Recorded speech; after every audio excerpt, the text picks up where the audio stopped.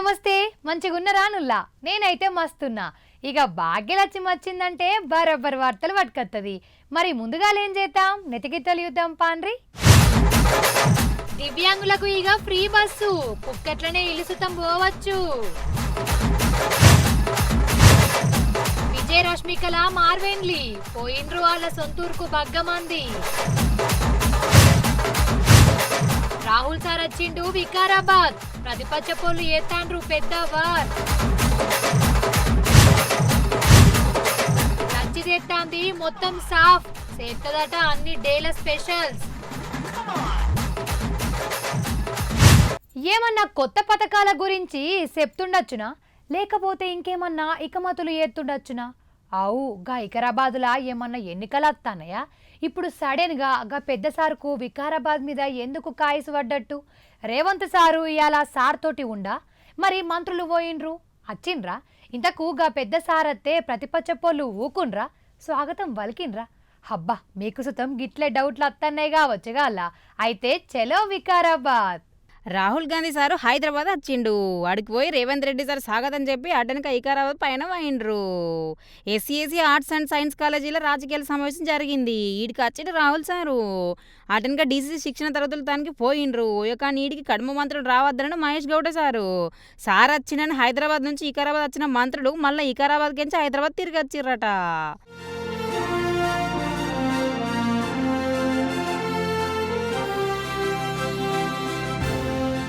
Rahul Gandhi sir తోటి CM Revanth sir ఇంకిందరు ముఖ్యమైన సుతం పోయిర్రు 10 దినాల సంధి అనంతగిరి హరిత రిసార్ట్ల తెలంగాణ ఏపీడీసీ అధ్యక్షులు శిక్షణ తరగతులు కావచ్చే టైం వచ్చింది వీళ్ళందరికీ ఏం చేయన్నో ఎట్లుండన్నో ఎట్లా మలుచుకోవనో చెప్పేందుకు ఆఖరికి వచ్చిండు రాహుల్ సారు పార్టీ సిద్ధాంతాలు జనాలకు మంచిగా తీసుకుపోవాలి మనం ఏం చేస్తున్నామో బాగా చెప్పాలని అందరికీ చెప్పుకొచ్చినట్టు సారు ఇక రాహుల్ సారు వికారాబాద్ ఖర్చులు ఎందుకని మూనం బట్టి ఆరుచుకుంటారు పతిపచ్చ పళ్ళు రావణ సారు బండి సంజయ్ సార్లు మస్తు గర్వైండ్రు వెల్కమ్ రాహుల్ జీ మూటల కోసం వచ్చినవా తెలంగాణ కానీ డైరెక్ట్ ట్వీట్ చేసిండు పో రావణ సార్ అయితే ఇక ఇటు హరీష్ రావు సార్ సుతం సురుకులు పెట్టిన పని చేసిండు మరి వీళ్ళు ఇట్లా మూటల కోసం పైసల కోసం రాహుల్ సార్ వచ్చిండనే వరకు అద్దంకి దయాకర్ సార్ గర్వైండుగా బాగానే రాహుల్ గాంధీ తెలంగాణకు వచ్చే వరకు పిచ్చి పువ్వులకు పిచ్చి ఏ విధంగా ముదిరిందో మనం చూస్తున్నాం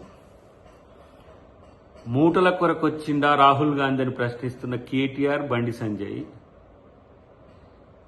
తెలంగాణలో జిల్లా అధ్యక్షుల యొక్క సమావేశంలో మాటిచ్చిపోవడానికి వచ్చిండు మీలాగా మూటలు మోసే కల్చర్ కాదు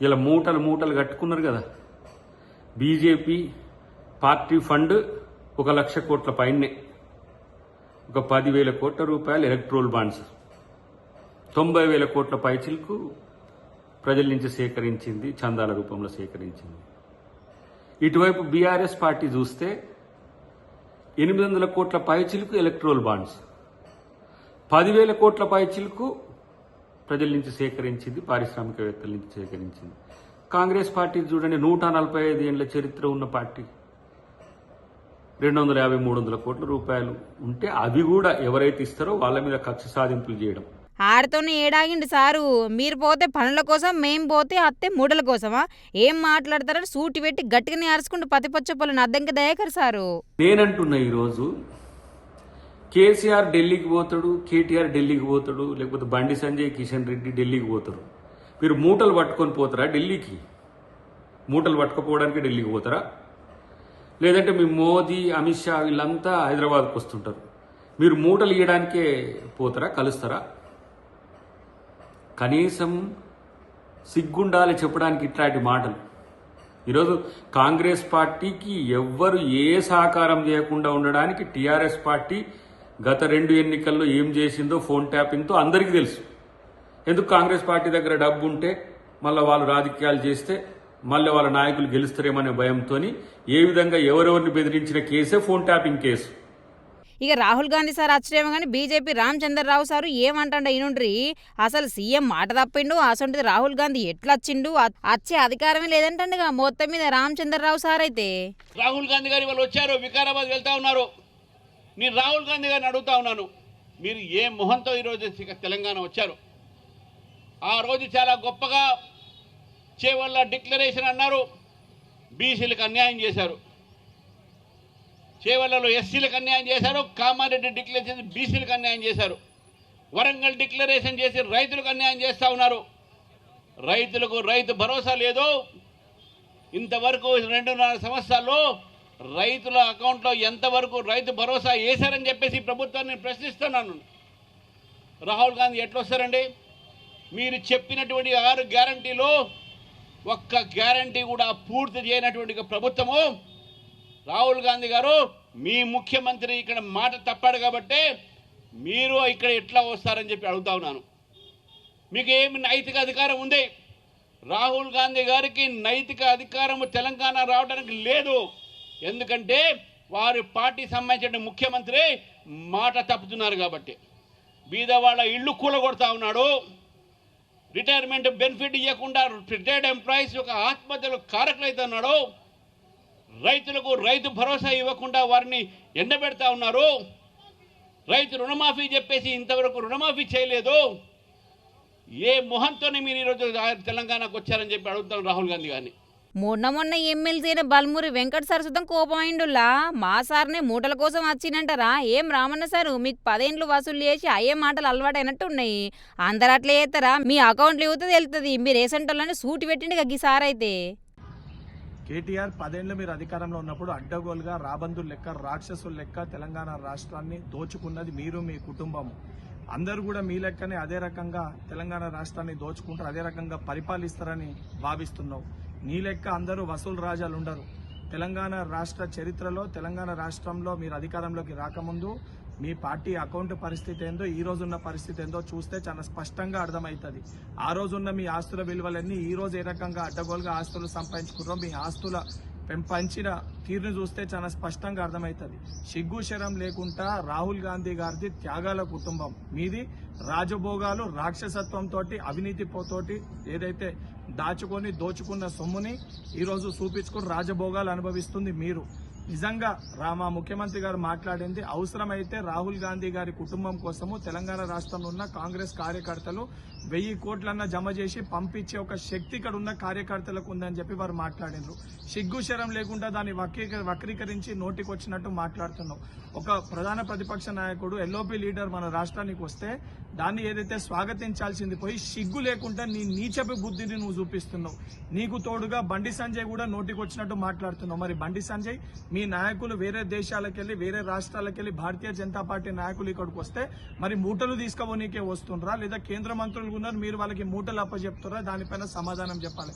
సిగ్గు శరం లేకుండా నోటికొచ్చినట్టు బీజేపీ పార్టీ బీఆర్ఎస్ పార్టీ నాయకులు మాట్లాడితే గుడ్డలోడు తీసి కొట్టే పరిస్థితి వస్తుందని చెప్పి హెచ్చరిస్తున్నారు. కానీ చూసిర్రా అలా ఉత్తర రాహుల్ సార్ అచ్చుడేమో కానీ అందరు అదే పని ముందటేసుకురు పో. ఏందో ఏమనుల్లా ఏ చిన్న ఛాన్స్ దొరికినా సరే ఓల మీద వాళ్ళు మన్నెత్తి పోసుకొని రాజకీయం నడుతుంది ఇవాళ రేపట్లా.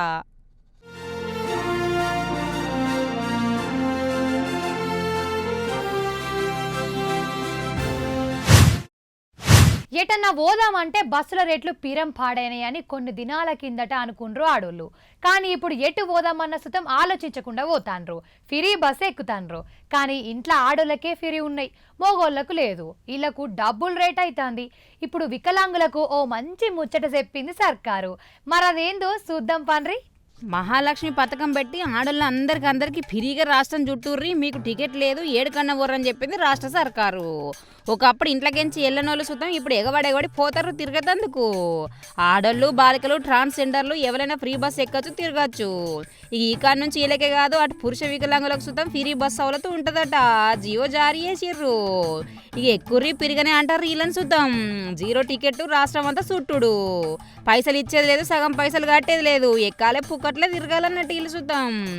ఆడోళ్ళకి ఇత్తన్నట్టు దివ్యాంగులకు చూద్దాం ఫ్రీగా బస్ ఎక్కి పియ్యాలి, పుక్కట్ల టికెట్లు పెట్టాలని కొన్ని దినాల సంది సర్కారును కోరుతురు కొందరు. దీనికి సర్కారు గ్రీన్ సిగ్నల్ ఇచ్చింది పో.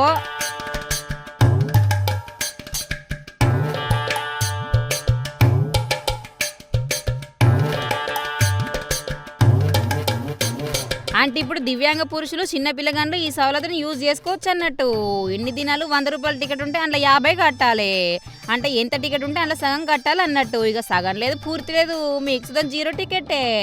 అయితే ఫ్రీ బస్ వచ్చిన కాడ నుంచి జనాలు ఎక్కువ తిరుగుతుర్రు. ఈ సవలతు లేనప్పుడు 25 నుంచి 30 లక్షల మంది బస్సులు ఎక్కితే ఫ్రీ బస్ వచ్చిన కాడ నుంచి 60 లక్షల దాకా ఎక్కుతుర్రట జనాలు.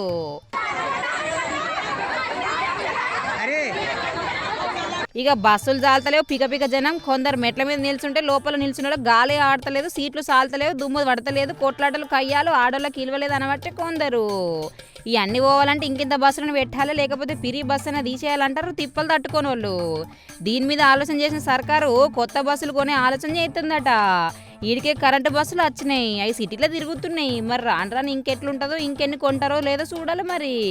ఇటు గుంటూరులో ఆర్టీసీ బస్సు డిపోను ప్రైవేటీకరణ చేయొద్దని ఆర్టీసీ కొలువులు లేస్టోళ్ళు ధర్నా చేసిర్రు.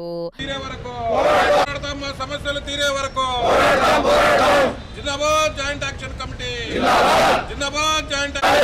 ఇవ్వరాదు కూడిపో గ్యారేజ్ ని ప్రైవేటు వారికి, ఇవ్వరాదు కూడిపో గ్యారేజ్ ని ప్రైవేటు వారికి, కేటాయించాలి వేరొక చోట ప్రైవేటు వారికి, కేటాయించాలి వేరే స్థలాన్ని ప్రైవేటు వారికి, వర్ధిల్లాలి కార్మిక ఉద్యోగుల ఐక్యత, ఉపసంహరించుకోవాలి మేనేజ్మెంట్ తన నిర్ణయాన్ని వెంటనే. కరెంటు బస్సుల కోసం ఆర్టీసీ డిపోను కేటాయించుటేంది, కాకాని తన ఉన్న జాగాని ఇయ్యురు కానీ ఇది అద్దు అని అంటారుగా ఇల్లు. అయితే ఏదైతే మా మేనేజ్మెంట్ నిర్ణయం తీసుకుందో టూడిపో గ్యారేజీని తరలించి పూర్తిగా విద్యుత్ బస్సుల కోసం కేటాయించాలనేటువంటి నిర్ణయాన్ని మేము జేఏసీగా వ్యతిరేకిస్తూ ఉన్నాం. ఈ విషయం మీద గత 14 రోజుల నుంచి మేము రిలే ఫాస్ట్ చేస్తూ ఉన్నాం, మేనేజ్మెంట్ దృష్టికి తీసుకెళ్ళాం. ఈ రోజున గౌరవ కలెక్టర్ గారికి, ప్రభుత్వ పెద్దలకి మేము చేసే విన్నపం ఏంటంటే, ముఖ్యంగా మేము ప్రభుత్వానికి కానీ, ప్రభుత్వ పథకాలకు కానీ, ప్రభుత్వం చేసేటువంటి పాలసీలకు కానీ మేము వ్యతిరేకం కాదు. ఏదైతే మా మేనేజ్మెంట్ విద్యుత్ బస్సుల కోసం ఆ ప్లేస్ను గుంటూరు టుడిపో ప్లేస్ను కేటాయించిందో ఆ నిర్ణయానికే మేము వ్యతిరేకం. ఈ విషయాన్ని గౌరవ కలెక్టర్ గారికి మా విన్నపం ద్వారా ఈరోజు గ్రీవెన్స్లో తెలియజేయాలని చెప్పేసి అనుకుంటా ఉన్నామండి. అయితే అట్లా గ్యారేజీ ఏర్పాటు చేసినట్లయితే ప్రైవేట్ బస్సుల కోసం ఛార్జింగ్ పాయింట్ కోసం వాళ్ళు 7 నుంచి 10 అడుగులు ఎత్తులేపేటువంటి అవకాశం ఉంది. దీని మూలాన ఎన్నో దశాబ్దాల నుంచి గౌరవ ఎన్టీ రామారావు గారు నిర్మించినటువంటి ఎన్టీఆర్ బస్ స్టాండ్ యొక్క ఉనికే ప్రమాదంలో ఏర్పడేటువంటి ప్రమాదం ఉంది. కాబట్టి ఆ ప్రైవేటు వారికి గ్యారేజ్ కోసం వేరొక చోట ప్రత్యామ్నాయంగా ఏర్పాటు చేయాల్సిన అవసరం ఉందని మేము విన్నపం చేస్తూ ఉన్నామండి. విషయం ఏంటంటే, మనము ప్రజల ద్వారా ఏర్పడిన ప్రభుత్వాలు, రాష్ట్ర ప్రభుత్వం కానీ కేంద్ర ప్రభుత్వం కానీ ప్రజల యొక్క వాళ్ళ అవసరాలను తీర్చడంలో భాగంగా ప్రజలకి ఉద్యోగులకు మంచి చేసే పథకాలను ప్రవేశపెట్టకుండా కార్పొరేట్ వ్యవస్థలకు మరియు పెట్టుబడిదారీ వ్యవస్థలకు ఉపయోగకరంగా వారు ప్రవర్తించడం చాలా అన్యాయం. ఇప్పుడు మాకున్న సమాచారం ప్రకారం ఈ ఎలక్ట్రిక్ బస్సులు అనేవి 50% ప్రైవేటు వారి భాగస్వామ్యము, 50% కేంద్ర ప్రభుత్వము ఉచితమైన సబ్సిడీ ఇస్తుంది. ఆ ఉచితమైన సబ్సిడీ అదే ఆర్టీసీ ద్వారా ఇస్తే ఆర్టీసీకి వచ్చే విద్యుత్ బస్సులు దాంట్లో ఉద్యోగస్తుల భాగస్వామ్యం పెరుగుతుంది, ప్రయాణికులకు కూడా మంచి సౌకర్యం అందించబడుతుంది. ఆర్టీసీ అనేది ఎంతో చిరకాలంగా ప్రయాణికుల మన్ననలు పొంది గిన్నీస్ బుక్ ఆఫ్ వరల్డ్ రికార్డులో కూడా మేము ఇచ్చిన సేవలకు పురస్కారం లభించబడినది. దసరా, సంక్రాంతికి సకినాలు, గారెలు, ఉగాదికి బూరెలు, దీపావళికి స్వీట్లు, ఏ పండగ వచ్చినా కొన్ని స్పెషల్ ఉంటాయి. అవి తినాలే అనిపిస్తుంది. మరి రంజాన్ అత్తే హలీం. ఈ వంటకానికి మస్తు మంది ఫ్యాన్స్ ఉంటారు. రంజాన్ నెల చాలైన సందే హలీం మస్తుగా అమ్ముడు పోతుంటుంది. జనాలు క్యూ కడుతుండ్రు అనుకోండి. మరి ఓసారి చూసేద్దామా ఎట్లుందో ఈ పారి హలీము. మాల్ మసాలా గుద్పలతో దంచుడు, పొద్దుందాకా ఉడకబెట్టుడు, అటెనక సూపర్ హలీం తయారవుడు. మస్తు ఉంటుంది పో తింటే. బట్టల మీద గరం హలీం తయారైతుంది దినాము. కట్టెల పొయ్యి మీద పెద్ద గంజులు పెట్టి నెయ్యి పోసి మాల్ మసాలా యాడ్ చేసి పొద్దుందాకా ఉడకబెట్టి కమ్మగా తంటుతారు హలీంను.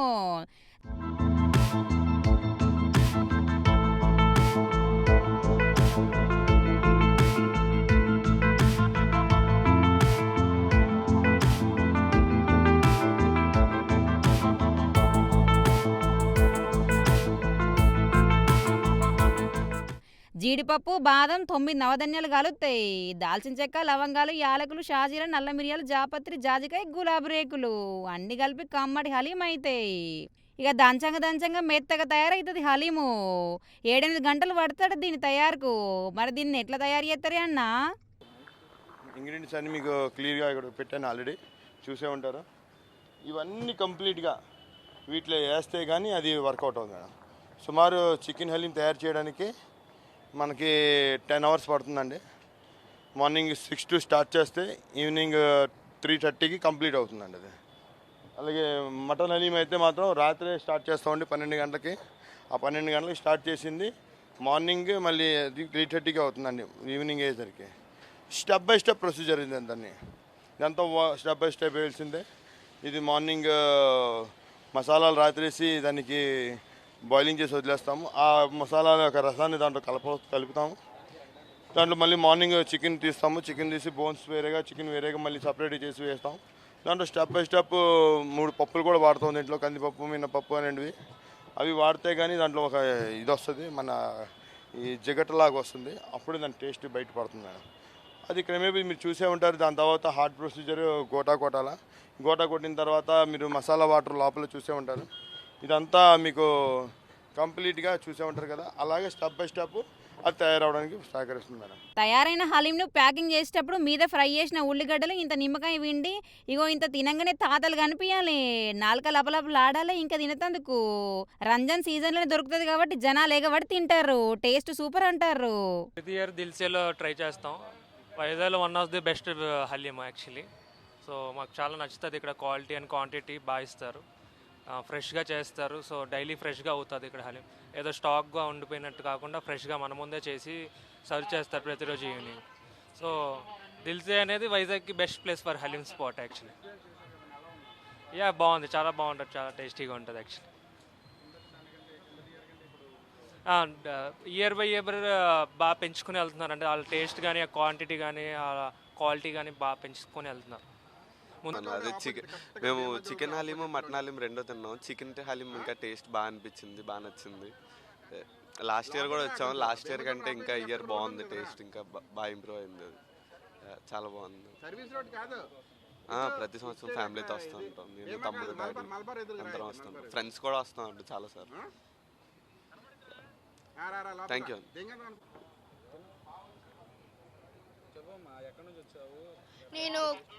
నేను కైలాసపురం నుంచి వచ్చాను. ఈ హలీం చాలా బాగుంది. కద్దు కీర్ కూడా చాలా బాగుంది. ఎవ్రీ ఇయర్ మేము వచ్చి తింటాము, మా డాడీ, మా అమ్మ, నేను. టేస్ట్కు టేస్ట్, తింటే పెయ్యికి బలం అంటారు కాబట్టి ముస్లింలే కాదు అందరికి కాయిసే హలీం అంటే. రోడ్ల మీద హలీం భగవాన్లే, హోటల్ పక్కపుండే హలీం భగవాన్లే. బల్లలు పెడతారు, ప్యాకింగ్ చేసిన డబ్బాలలో అమ్ముతారు. పొట్టు అమ్ముడు పోతున్నాయి, దండిగా తింటారు జనము. కొందరు ఆడనే తింటే ఇంకెందరు ఇంటికి పార్సల్ పట్టుకపోవట్టే. ఇక భాగ్యనగరంలో కాదు, జిల్లాల సతం జోరు మీద ఉంది హలీం తినేటోళ్ళ కాయసు. నుండి మటన్ కోసం రాత్రి నుండి సుమారు 14-10 గంటలు నేను కానీ, నా మాస్టర్స్ కానీ, నా ప్రతి ఒక్క ఎంప్లాయీ కానీ అందరు కష్టపడి తయారు చేసి సాయంత్రం వెయిటింగ్లో ఉంటాం మేడం. కేవలం కస్టమర్ వచ్చి తిని బాగుంది అన్న ఒక పదానికి మేడం.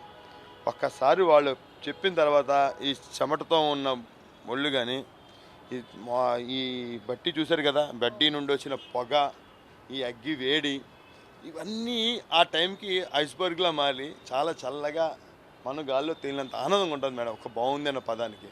కస్టమర్ కోసం వెయిటింగ్ మేడం. కస్టమర్ తినిన తర్వాత చెప్పినంత వరకు మనసు బరువుగా ఉంటుంది. వాళ్ళు చెప్పిన తర్వాత ఆకాశం తేలినంత ఆనందంగా ఉంటుంది మేడం. ఈ రోజు వరకు అయితే కస్టమర్ ప్రేమ పరిపూర్ణంగా దొరికింది. నాకు ఓన్లీ విశాఖపట్నం నుండి 100% తెలుసు. ఇక ఉభయ గోదావరి జిల్లాల నుండి, మన ఉత్తరాంధ్ర, మన శ్రీకాకుళం నుండి, ఒడిశా నుండి కూడా కస్టమర్లు వస్తారు మేడం మన దగ్గరికి. చాలామంది నాకు తెలిసి చాలామంది 4 o'clock వచ్చేసి ఇక్కడ ట్రైన్లోని చాలామంది తీసుకెళ్తుంటారు, ఎర్లీగా వెళ్ళిపోవాలని. నేను మాటలో చెప్పలేను మేడం. కస్టమర్స్ మీరు ఒకసారి అడిగితే మీకు అర్థమవుతుంది మేడం. Thank you madam. అలాగే ఇంకొన్ని దినాలు రంజాన్ ఉంది, హలీం ఊరిస్తూనే ఉంటుంది. మరి కాయస్ ఉంటే తినుండ్రి, ఇంటోళ్ళకి పట్టుకపోర్రి. రంజాన్ పోతే దొరకదు, మళ్ళీ ఏమంటున్నాం.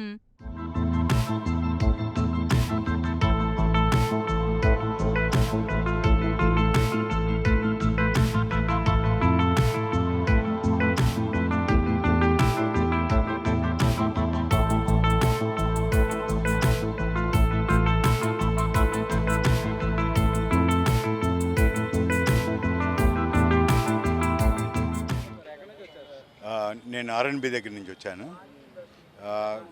యాక్చువల్లీ రేపు మా అమ్మాయి వస్తుంది యుఎస్ నుంచి. తను అడిగిందనమాట ఇలా హలీం కావాలని.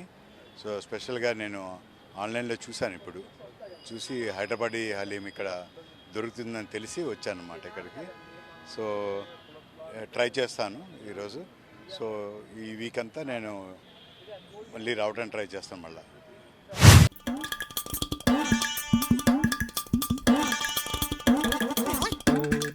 ఇవాళ పిలవక ముందే లచ్చి కనిపిస్తాందిగా. లచ్చి అసలు ముందు దీన్ని దోమాలి, దీన్ని కొత్తగా చేయాలి, క్లీన్ చేయాలి మంచిగా, అప్పుడు చక్కగా అవుతుంది.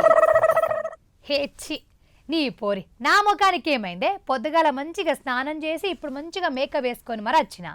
హా లేదే బాగి, ఫస్ట్ నిన్ను దోమాలే. నన్నెందుకు దోముతావే?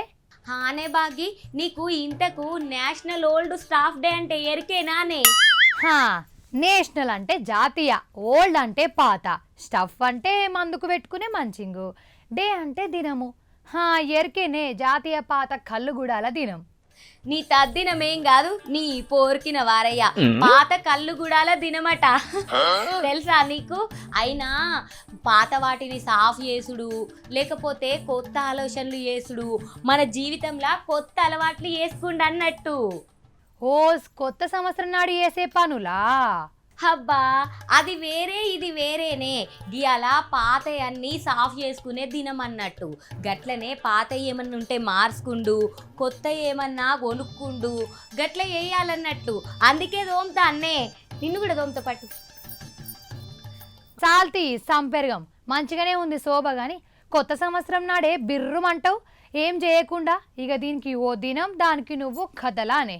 అయినా అన్ని డేలు పాటిస్తాను కదనే, ఇక దీన్ని సుత పాటిస్తే ఏమైతాయి చెప్పు? అబ్బో, ఈ సాకుతోటి దీన్ని ఇంట్లో ఉన్న గిన్నెలు దోమిచ్చి బట్టలు వెనిపిత్తా, సెల్ఫ్లు సర్దిపిత్తా, ఇల్లంతా దులిపిత్తా. ఆగో ఏందే నీ నోట్లో నువ్వే గులుగుతానవు? హా ఏం లేదే, మా లచ్చి ఎంత లచ్చింగల్లది. నిజంగా నీ అసంటోళ్ళు ఇంట్లో ఉండన్నే. హా మరి లచ్చంటే పిచ్చిదనుకున్నావా? ఇంట్లుంటే కలకలలాడుతుంది, కెమెరా ముంగటుంటే గలగలలాడుతుంది. ఇక కిచెన్లు ఉంటే వంట సూపర్ సూపర్ ఉంటుంది. గంజి ముందట్టుంటే అన్నం కథం అవుతుంది. అవు మరి, నాకు తిండి అంటే మస్తు ఇష్టం. అది సరే గాని నువ్వన్నట్టు అన్ని క్లీన్ చెయ్యే, కొత్తగా చెయ్యే. ఇక గియాల అన్ని కొత్తగా చేస్తా. నిన్ను ఆ కుర్చీలకెంచి దించి కొత్తోళ్ళని సుతం పెడతా, ఎరికేనా? నా కుర్సీ మీద కన్ను అటెనక గాని ఇంట్లో పనులు ఏయే, అటుకు సాఫీ అయ్యి, గిన్నెలు మొత్తం తీసి తోము, అల్మారా కొత్తగా వేయి, సెల్ఫ్లు కొత్తగా వేయి. ఇవాళ కళ్ళు గుడాల దినం కదా. చీ, ఆ పేరును ఖరాబ్ చేయగాని నేను మస్తు పనులు చేయాలి. పోతానా? నేను మస్తు పనులు చేస్తా అని చెప్పిన కదా, నేనే చేస్తా.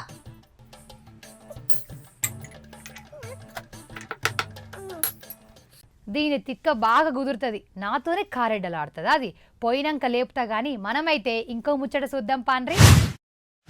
హబ్బ దినాం గీ ముచ్చట్లనే, జరా అట్లా పెళ్లి ముచ్చట్లు వరుసుకుందామా?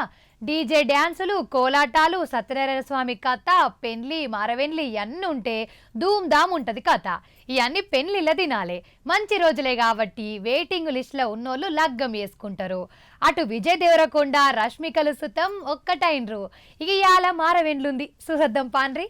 పెళ్లికి ముందు కలిసి ఏరే దేశాలకు పోయిర్రు, ఎయిర్పోర్ట్లలో కనిపించరు. దీంతో రష్మిక విజయ్ దేవరకొండ లవ్వులు ఉండరు, వీళ్ళు నడిమిట్లేదు నడుతుందని గుసగుసలు పెట్టుకుర్రు. కనిపిస్తే అడిగిర్రు చాలా మంది, అయినా సరే నోరు జారలే, లవ్వును కన్ఫర్మ్ చేయాలి. ఆఖరికి సడన్ గా రింగులు మార్చుకుని ఎంగేజ్మెంట్ అని బాంబు వెలిచే వరకు అనుకున్నదే జరిగిందని శుభాకాంక్షలు తెలిపిర్రు.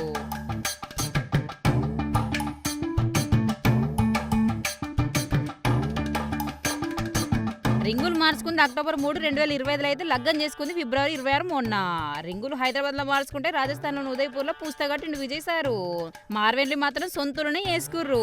ఇయ్యాలనే మార్వెన్లీ పెండ్లి పిల్లలు లగ్గం ఖర్చులు పెట్టుకుంటే మార్వెన్లీ పెండ్లి పిల్లగానలు పెట్టుకుంటూ లెక్కనాయే. అన్ని ఖర్చులు ఎందుకు అని ఈ నడిమిట్ల పెండ్లిలనే మార్వెన్లీ కానిస్తారు. కానీ వీళ్ళు అన్ని ఏరి వేసుకుంటారు పద్ధతి లెక్క, పైసకు భయపడకుండా పోతుర్రు.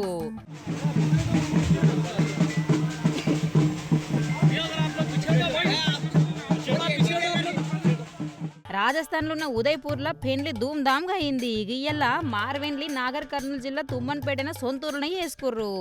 ఊరికి పోగానే స్వాగతం జబర్దస్త్గా అందుకుర్రు. డ్యాన్స్లు కోలాటాలు నడిమిట లోపలికి పోయిర్రు. అటెనక ఆడున్నోళ్ళంతా దిష్టి తీసిర్రు. అటెనక సత్యనారాయణ వ్రతం చేసి అటెనక మిగిలిన కార్యాలు అన్నట్టు. ఇక సినిమా స్టార్లు ముఖ్యమైన వచ్చి అత్యంతలేసి ఆశీర్వదించిపోయిర్రు. దగ్గరనే కాబట్టి ఉమ్మడి పాలమూరు జిల్లా ముఖ్య నేతలు వచ్చిర్రు. జిల్లా ఎస్పీలు, కలెక్టర్లు, నేతలు, నటులు అందరు వచ్చి మారవేణులు ఇంకింత అందంగా చేసిర్రు పో.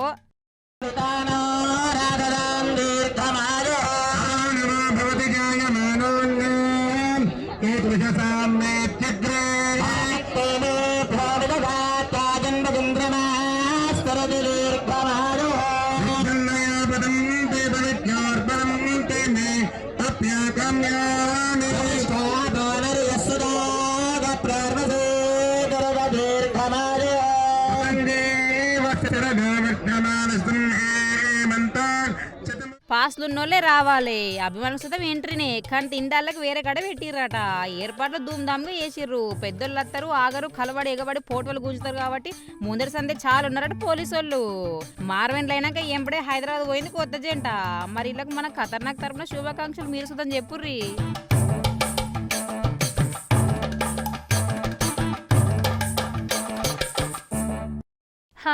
వార్తలు చూసిర్రు కదా. ఇగో ఇంకా మీతోని ముచ్చట పెట్టబుద్ధి అవుతుంది కానీ అర్ధగంట మా ఇల్లు ఓడిసిపాయే. మళ్ళీ వచ్చినప్పుడు ఇంకిన్ని మంచి వార్తలు పట్టుకత్తా. మనని పొయ్యొద్దునా. ఉంటా మరి.